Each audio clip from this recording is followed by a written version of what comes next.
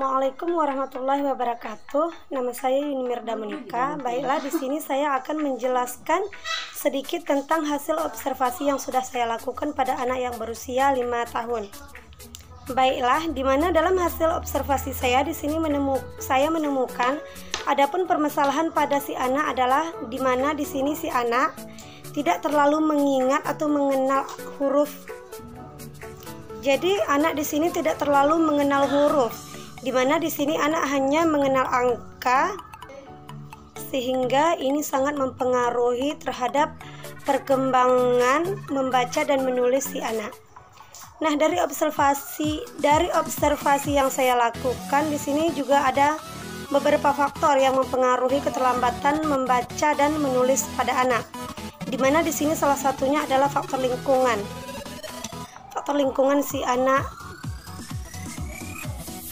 di mana si anak dalam lingkungannya kurangnya pergaulan terhadap tetangga-tetangga atau anak-anak tetangga di sekitar lingkungan si anak, di mana di sini orang tua juga sangat berpengaruh karena kenapa?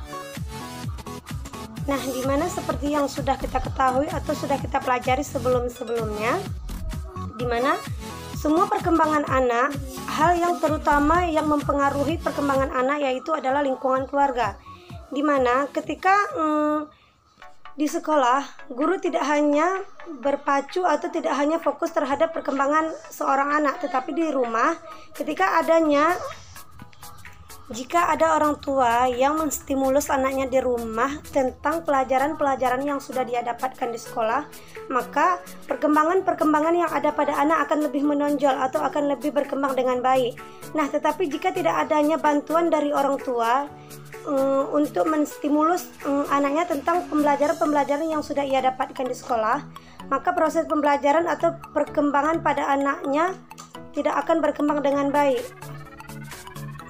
Nah, di sini dari observasi yang saya lakukan, di sini saya bukan hanya mendapatkan faktor lingkungan saja yang mempengaruhi keterlambatan pada anak, tetapi di sini juga ada faktor ekonomi juga sangat mempengaruhi keterlambatan perkembangan membaca dan menulis pada anak. Kenapa di sini saya katakan di sini kondisi keuangan atau kondisi ekonomi keluarga si anak adalah di bawah rata-rata. Karena kenapa? Di sini orang tua si anak tidak mampu untuk membelikan permainan-permainan yang mendukung untuk mengembangkan keterampilan membaca dan menulis pada anak, seperti media, buku-buku. Si anak tidak mempunyai buku-buku yang untuk mengembangkan perkembangan membaca dan menulis. Mungkin hanya sekian penjelasan dari saya tentang hasil observasi. Selanjutnya evaluasi pembelajaran baca tulis dan hitung yang akan dijelaskan oleh teman saya. Baik, di sini saya akan menjelaskan tentang evaluasi pembelajaran baca tulis dan hitung.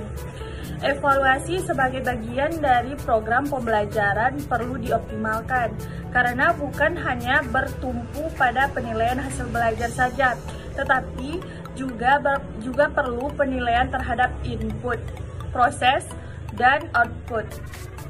Evaluasi merupakan kegiatan pengumpulan kenyataan mengenai proses pembelajaran secara sistematis untuk menetapkan apakah terjadi perubahan terhadap peserta didik dan sejauh manakah perubahan tersebut mempengaruhi kehidupan peserta didik.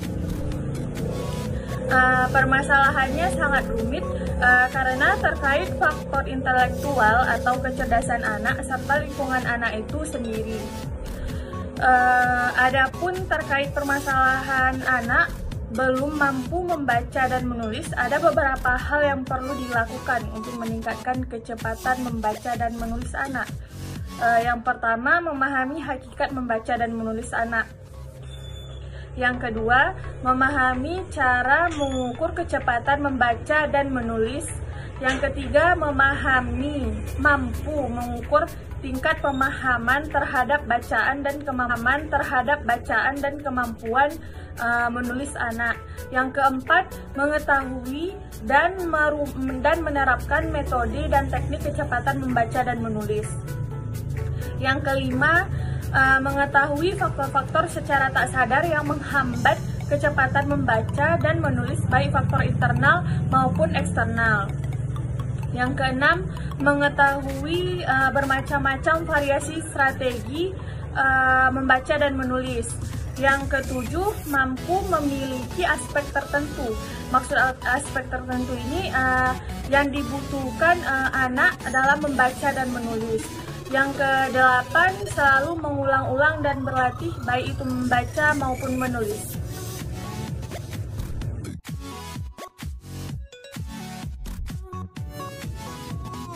Baik, di sini saya akan membahas evaluasi penyelesaian masalah terkait anak usia 5 tahun yang belum bisa membaca dan menulis secara sempurna sesuai yang telah diajarkan. Baik, yang pertama, orang tua adalah tempat utama atau pendidikan pertama di rumah, di keluarga. Nah, menurut Soeharto, orang tua sangat berperan penting bagi pendidikan di rumah, pembelajaran di rumah yang terkait pembelajaran serta membangun suasana belajar pada saat belajar di rumah secara kondusif, yakni dengan cara pengaturan seperti tata ruang, pencahayaan, sirkulasi udara, dan tidak melakukan kegiatan-kegiatan yang bertentangan dengan anak. Yang penting anak merasa nyaman. Kegiatan pembelajaran anak tersebut orang tua wajib ikut serta keterlibatan, baik itu di dalam lingkungan bermain sambil belajar. Kemudian di rumah juga sangat penting. Dari beberapa ketentuan sebagai orang tua wajib melalui proses pembiasaan di rumah, seperti penciptaan lingkungan yang nyaman, anak menjadi tentram, tidak tertekan, kemudian keterlibatan orang tua dalam memantau hasil belajar anak pada saat tertentu, serta memperkuat stimulasi. Perlu diupayakan upaya orang tua. Menurut Soeharto, sikap orang tua yang menjadi salah satu penyebab penting sebagai mitra positif untuk memaksimalkan pencapaian agar tujuan pembelajaran pada anak dapat berkembang, baik itu dari pengembangan aspek tumbuh, aspek kembang anak. Kemudian stimulasi yang diberikan secara intensif harus dari orang tuanya. Misalnya menjadi faktor penting agar ketika anak mampu mengalami tugas perkembangannya dengan secara optimal dan berkembang dengan baik, anak akan merasa tidak tertekan. Menurut Tarigan, menulis ialah menurunkan lambang atau grafik menggambarkan sesuatu bahasa yang dipahami oleh seseorang sehingga seseorang itu atau orang lain dapat memahami atau membaca lambang-lambang tersebut atau grafik tersebut. Jadi kalau mereka memahami bahasa dan grafik tersebut, itu sangat penting bagi seorang yang mengajarkan menulis. Membaca adalah suatu proses yang dilakukan serta dipergunakan oleh pembaca itu sendiri untuk memperoleh sesuatu pesan yang hendak akan ia sampaikan oleh penulis melalui beberapa media-media atau kata atau beberapa bahasa tulis. Nah, untuk itu perlunya kesadaran dari pihak orang tua itu sendiri, karena anak yang memiliki kemampuan intelektual atau kecerdasan yang agak kurang atau bisa dibilang lambat, maka perlunya dukungan yang lebih dan motivasi, baik itu dari orang tua. Maksudnya itu secara penuh dari orang tua dengan cara keikutsertaan orang tua. Kemudian melibatkan anak dalam sesuatu hal tertentu, misalnya kegiatan-kegiatan sehari-hari.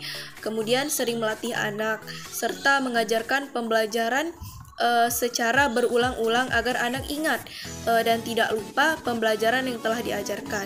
Tujuannya anak mudah, sehingga kedepannya anak mampu mengaplikasikan apa yang kita ajarkan, baik itu pada buku tulis dengan menulis yang baik, ataupun apa yang kita ajarkan membaca sehingga mampu membaca dan melafalkan beberapa huruf tanpa lupa dengan bahasa yang lancar dan yang sudah diajarkan.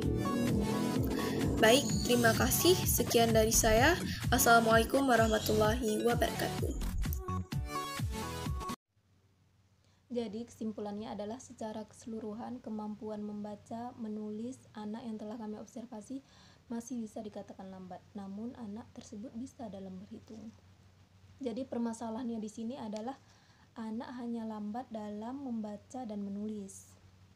Nah, pendidikan yang diberikan kepada anak di usia dini sangatlah penting. Kenapa? Karena masa usia dini anak berada pada usia emas atau the golden age, yang merupakan masa di mana anak mulai peka atau sensitif untuk menerima rangsangan.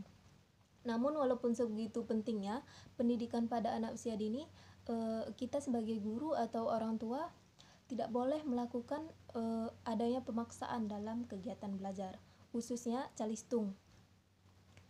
Dan untuk mengenalkan membaca dan menulis, kita tidak harus menyuruh anak menghafal abjad satu demi satu, dan tidak juga harus menghafal simbol-simbol angka.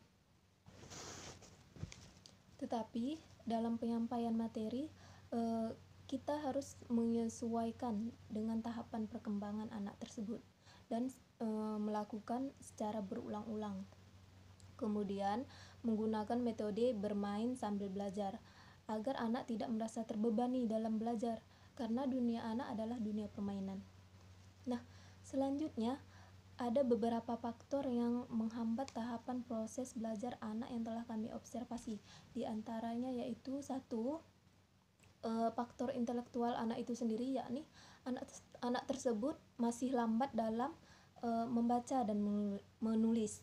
Kemudian ada faktor lingkungan, dan yang ketiga ada faktor ekonomi yang belum maksimal sehingga tidak terpenuhinya media untuk belajar. Kemudian yang terakhir ada kurangnya motivasi dari orang tua atau kesiapan orang tua dalam membimbing anak belum maksimal. Jadi disarankan bagi orang tua untuk berada di samping anak dalam melakukan proses belajar, khususnya para orang tua memantau setiap kegiatan belajar anak agar anak mampu mengingat dan mempraktikkan apa yang telah diajarkan kepadanya. Kemudian dalam pembelajaran jangan fokus pada nilai dan hasil, ya, karena itu sangat berpengaruh pada anak, yaitu bisa merusak percaya diri anak, kemudian mental anak, dan yang terakhir orang tua harus mengapresiasi anak seperti memberi pujian kepada anak karena telah mau belajar gitu. Nah, sekian presentasi dari kelompok 10. Lebih dan kurang mohon maaf. Wassalamualaikum warahmatullahi wabarakatuh.